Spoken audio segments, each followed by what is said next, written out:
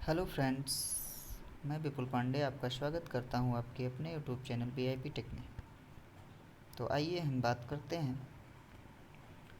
कुछ क्वेश्चन है आपके सामने मशीन के, जिसमें से मैंने अभी सिर्फ और सिर्फ डीसी जनरेटर की बात की है या डीसी मशीन की। तो यहाँ पे क्वेश्चन है आपके नंबर 1, आर्मेचर किसका बना होता है? तो सिलिकॉन स्टील का बना होता है। डीसी मशीन में कम्यूटेटर का कार्य क्या है? तो एसी टू डीसी कन्वर्ट करने के लिए हम डीसी मशीन में कम्यूटेटर का काम करते हैं। एक डीसी जनित्र को क्या कहा जाता है? तो रोटेटिंग एम्पलीफायर कहते हैं। रोटेटिंग एम्पलीफायर हम किसको बोलते हैं? डीसी जनित्र को। डीसी जनित्र में डमी कुंडली का उपयोग क्यों करते हैं? तो डीसी जनित्र में डमी कुंडली का उपयोग मैकेनिकल बैलेंस के लिए करते हैं। आंतरिक अभिलक्षण निम्न में के बीच खींचा जाता है। आंतरिक अभिलक्षण किसके किसके बीच? ईजी और आईए के बीच खींचा जाता है। डीसी जनित्र की दक्षता अधिकतम होगी जब वेरिएबल कांस्टेंट लॉस दोनों आपस में बराबर होंगे, अर्थात इनको घटाने पर वैल्यू 0 आनी चाहिए। डीसी जनरेटर आर्मेचर वाइंडिंग में प्रेरित ईएमएफ होता है। तो आर्मेचर में जो ईएमएफ उत्पन्न होता है वो एसी उत्पन्न होता है। कम्यूटेटर द्वारा हम डीसी चेंज करते हैं। एक डीसी जनरेटर की वोल्टता को बढ़ाने की सरल विधि, तो आपको पता है वोल्टता बढ़ानी है अर्थात मतलब गति बढ़ा दो। तो घूर्णन गति को बढ़ाकर हम सरल से आराम से वोल्टेज को बढ़ा सकते हैं डीसी जनरेटर में।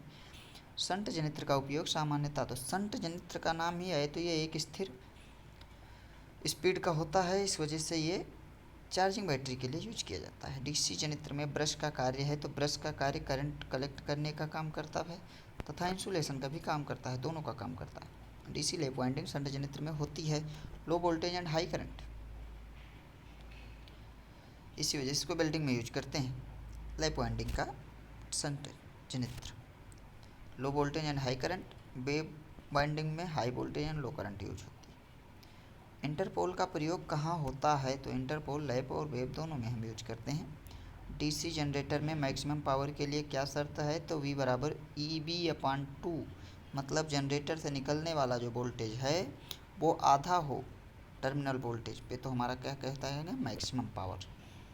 डीसी मशीन में आर्मेचर एमएमएफ का वेव फॉर्म, हाँ वेव फॉर्म एमएमएफ का मतलब मैग्नेटोमोटिव फोर्स का वेव फॉर्म आपका ज़्यादातर त्रिभुजाकार होता है।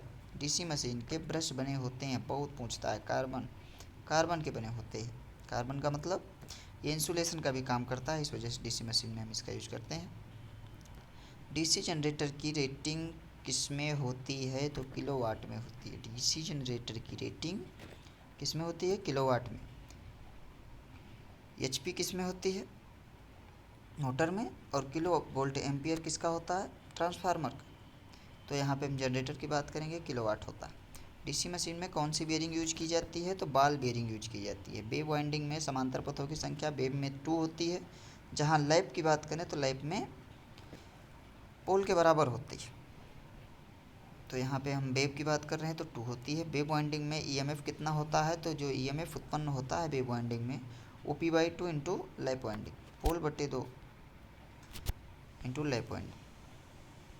डीसी मशीन में कम्यूटेटर की तरह व्यवहार करता है। फुल वेव रेक्टिफायर कम्यूटेटर की तरह व्यवहार करता है। मशीन में गतिशील प्रेरित ईएमएफ पर कार्य करता है। सिंपल है, गतिशील मतलब पहले आप घुमाएंगे तो जनरेटर में ईएमएफ उत्पन्न होगा, गतिशील होगा, जिसके कारण डीसी जनरेटर का काम हो रहा है। तो यहाँ पे हम डीसी जनरेटर में गतिशील प्रेरित ईएमएफ पर कार्य होता है। डीसी मशीन में लौह हानियाँ किसमें होती है? सिंपल है, जहाँ लोहा होगा वहीं पर लौह हानि होगी, तो कोर में लौह होती है। डीसी जनित्र की का क्रिटिकल मतलब क्रांतिक प्रतिरोध किसका प्रतिरोध है? फील्ड का प्रतिरोध होता है। जनित्र जो रोटर को डीसी सप्लाई देता है उसे कहते हैं, तो उसे क्या कहते हैं? एक्साइटर, क्योंकि दे रहे हैं हम, तो देने का मतलब एक्साइट कर रहे हैं। सो थैंक यू, आपका 5 मिनट मैंने लिया है।